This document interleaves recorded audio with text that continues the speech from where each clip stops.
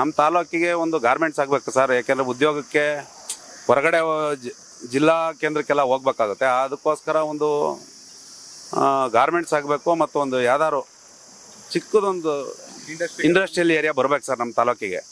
ನಮ್ಮ ತಾಲೂಕು ಪುರಸಭೆ ಇದೆ, ಈಗ ನಗರಸಭೆಗೆ ಮೇಲ್ದರ್ಜೆಗೆ ಇರೋದ್ರಿಂದ ನಮ್ಮ ಚನ್ನರಾಯಪಟ್ಟಣ ತಾಲೂಕು ಮಟ್ಟನ ಸ್ವಲ್ಪ ಇನ್ನೂ ಹೊರಗಡೆ ಅಭಿವೃದ್ಧಿ ಮಾಡ್ಬೋದು ಸರ್. ಏನಂದರೆ ಮಾಡೋಕ್ಕೆ ನಮ್ಮ ಶಾಸಕರಿಗೆ ಅಧಿಕಾರ ಇಲ್ಲ, ಅಂದರೆ ಸರ್ಕಾರ ಇಲ್ಲದೆ ಇರೋದೇ ಒಂದು ದೊಡ್ಡದು ಇದಾಗಿದೆ.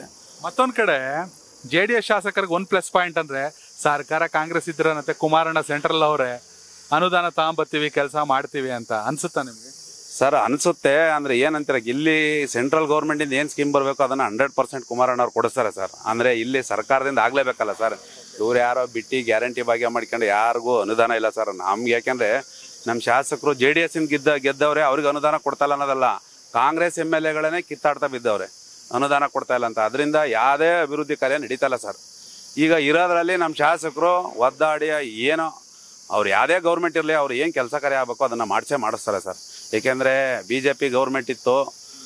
BJP ಗೌರ್ಮೆಂಟ್ ಇದ್ದಾಗ ವೈದ್ಯಕೀಯ ಶಿಕ್ಷಣ ಸಚಿವರು ಹೆಲ್ತ್ ಮಿನಿಸ್ಟ್ರು ಸುಧಾಕರ್ ಆಗಿದ್ರು ಸರ್. ಯಾಕೆಂದರೆ ನನಗೊಂದು ಚಿಕ್ಕ ಅನುಭವ ಇದೆ ಅದು. ನಾವು ಬೆಳಿಗ್ಗೆ 7:15 ಏನೋ ಅಣ್ಣ MLA ಸಾಹೇಬ್ರು ನೋಡೋಕ್ಕಿಂತ ಬೆಂಗಳೂರಿಗೆ ಹೋಗಿದ್ವಿ. ಇನ್ನು 5:15 ಎದ್ದು ರೆಡಿಯಾಗಿ ಕೂತಿದ್ರು. ಏನಕ್ಕೆ ಅಣ್ಣ ಇಷ್ಟು ಬೇಗ ರೆಡಿಯಾಗಿ ಕೂತಾರೆ ಅಂದರೆ 6 ಗಂಟೆಗೆಲ್ಲೋ ಸುಧಾಕರ್ ಚಿಕ್ಕಬಳ್ಳಾಪುರ ಹೊಡೈತಾರೆ, ಒಂದು ಹಾಸ್ಪಿಟ್ಲದು ಮೇಲ್ದರ್ಜೆಗೆ ಏರ್ಸೋದು ಒಂದು 100 ಕೋಟಿ ರೂಪಾಯಿದೇನೋ ಒಂದು ಎಸ್ಟಿಮೇಟ್ ಮಾಡಿಸಿದ್ರು. ಅದಕ್ಕೆ 6:30 ಅವ್ರ ಮನೆ ಮುಂದೆ ಕಾಯ್ಕೊಂಡು ನಿಂತಿರೋದು. ಆ ಥರ ಕೆಲಸ ಕಾರ್ಯ ಮಾಡೋದು ನಮ್ಮ ಶಾಸಕರು. ಏನು ಮಾಡ್ತೀರಾ, ಗೌರ್ಮೆಂಟ್ ಇಲ್ಲ ಸರ್. ಗೌರ್ಮೆಂಟ್ ಏನಾರು ಇದ್ದಿದ್ರೆ ಈ ಸರಿ ನಮ್ಮ ಆಸೆ ಇದ್ದಿದ್ದು ಕುಮಾರಣ್ಣವ್ರು ಪಂಚರತ್ನ ಅಂತ ಏನು ಕಾರ್ಯಕ್ರಮ ಅಂತ ರೂಪಿಸಿದ್ರು. ಈ ಸರಿ ಗೌರ್ಮೆಂಟ್ ಬಂದೇ ಬರುತ್ತೆ, ನಮ್ಮ ತಾಲೂಕು ಇನ್ನೂ ಅಭಿವೃದ್ಧಿ ಕಾಣುತ್ತೆ ಅಂತ ಅಂದ್ಕೊಂಡಿದ್ವಿ. ಏನು ಮಾಡ್ತೀರಾ, ಆಗಿಲ್ಲ.